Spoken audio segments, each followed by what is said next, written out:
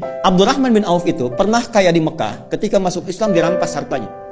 Sengaja tidak dieksekusi oleh orang kafir Quraisy untuk menunjukkan kepada khalayak yang bangsawan yang kaya lagi, jangan ikuti nih. Kalau diikuti jadi begini. Dirampas hartanya, diberikan pilihan.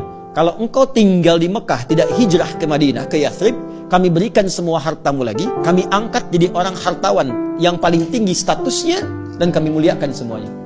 Tapi kalau engkau memilih hijrah, kami rampas semua hartamu, silahkan pergi, jangan bawa apapun, kecuali pakaian yang melekat di badan. Sengaja nggak dieksekusi. Beliau memilih berangkat untuk hijrah. Yang jadi persoalan, itu istrinya, keluarganya. Mau ikut suami, bawa pakaian, silahkan pergi. Belum tentu selamat, 400 kilo. Tapi kalau engkau tinggal di sini, kami berikan semua harta suamimu, dan silahkan pilih pemuda paling tampan yang mau dinikahi, kami fasilitasi. Sebentar ya Pak ya. Kalau ibu dalam posisi istrinya Abdurrahman bin Auf, pilih mana? Ikut suami kehilangan semua harta, atau tinggal di Mekah dapat limpahan semua harta suami, bisa pilih pemuda paling tampan yang mungkin ibu ingin dapatkan. Anggap rekaman ini tidak akan disebarkan kepada suami masing-masing. Pertanyaan saya, ikut suami atau tinggal di Mekah? Ikut suami. Oke. Bolehlah. Maaf, ternyata istri beliau tidak ikut suaminya tinggal di Mekah pada saat itu. Ini tahapan penghuni surga Firdaus itu levelnya saling bertahap.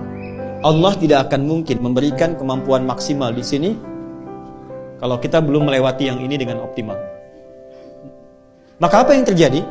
Beliau hijrah, dan sebelum hijrah itu sudah mendapatkan pendidikan sholat khusyuk dari Nabi. Inilah nanti yang bisa kita jadikan sebagai panduan bagaimana belajar sholat khusyuk. Dilatih oleh Nabi 3 hal. 1, gerakannya dari takbir sampai salam. 2, bacaannya, apa yang mengiringi gerakan itu. Yang 3, hikmahnya. Karena semua gerakan dan bacaan sholat itu ada maknanya. Kenapa berdiri tidak terlampau rapat, tidak terlampau lebar? Kenapa kemudian mengangkat tangan sampai di sini? Ya, itu ada maknanya. Kenapa disimpan di sini? Kenapa rukunya lurus jajar? Itu semua ada artinya. Secara singkat diajarkan oleh Nabi, hijrahlah beliau kemudian ke Yathrib yang kelak jadi Al-Madinah Al-Munawwarah. Maka sampai sana kemuliaan masyarakat Madinah yang sampai sekarang diabadikan di Quran surah 59 ayat 9 sampai 10. Wa yu'thiruna 'ala anfusihim walau kana bihim khassasah. Karena itu disebut Ansar. Ansar itu menolong tanpa pamrih dan sesuai kebutuhan yang ditolong. Jadi kalau ada orang kehausan, yang datang menyambut yang bawa minuman. Orang lapar, yang datang menyambut yang bawa makanan. Abdurrahman bin Auf pernah kaya, jatuh fakir, yang menyambutnya orang paling kaya di Madinah. Pilihannya 2. Perhatikan baik-baik. Akhil karim, bahas kita, saudaraku yang mulia. Sami'tu annaka kunta ghaniya. Saya dengar Anda pernah kaya sebelum kesini. Kalau ingin kaya lagi, ambil setengah harta saya. Dan saya dengar Anda ditinggalkan istri Anda di Mekah. Pilih perempuan paling cantik di Madinah. Sekalipun bagian dari keluarga saya akan fasilitasi pernikahan. Gantian ya Bu ya. Gantian. Kalau Bapak di situasi itu, suruh milih. Ambil setengah harta saya, pilih perempuan paling cantik, sekalipun itu bagian dari keluargaku, aku fasilitasi pernikahannya. Anda terima atau tidak ditolak sama sekali? Saya paham Bu pilihannya, karena itu percuma saya tawarkan ditolak. Ya, enggak, orang paling kaya ini bicara demikian karena paham orang yang sudah terbiasa dengan keadaan tidak mudah menyesuaikannya. Beliau kira Abdurrahman bin Auf itu seperti itu. Kan di fisika juga begitu kan? Ya, gaya itu kan F1 sama dengan F2, gitu kan? Kalau naik hartanya banyak, naiknya kan turunnya beda. Kalau sedikit naik angkot turun tawadu, sedekah, gitu kan? Ya, yang repot kan hukum Pascalnya. F berbanding lurus dengan P kan, tekanan. Gaya berbanding lurus dengan tekanan. Semakin banyak gaya, semakin tertekan. Itu problemnya.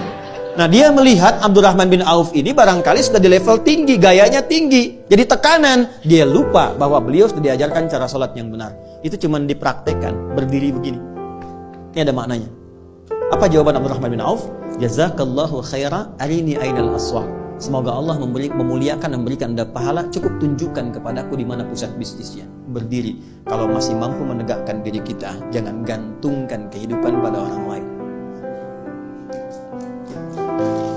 Oke? Cuma 2 tahun. Dari penyalur kambing, 2 tahun hartanya bertambah, 3 tahun jadi orang paling kaya pada masa itu. Dari nomor 3, nomor 2 langsung jadi nomor 1. Levelnya dari sini dulu sampai ke sini. Dan Abdurrahman bin Auf setelah menjadi kaya, sepeninggal Nabi, heboh Madinah, pekerjaannya setiap bulan cuman menyantuni semua orang di Madinah. Yang sudah nggak bisa bekerja disantuni sepertiga orang Madinah. Yang belum punya pekerjaan sepertiga dimodali oleh beliau. Yang sudah ada diinfaki oleh beliau. Jadi sekampung Madinah, sekota pada saat itu mendapatkan bagian dari hartanya Abdurrahman bin Auf. Jadi cari kerjanya tuh untuk amal. Apakah berkurang hartanya? Tidak, malah makin kaya. Malah makin kaya. Ada riwayat yang memang perlu diverifikasi tapi diduga benar.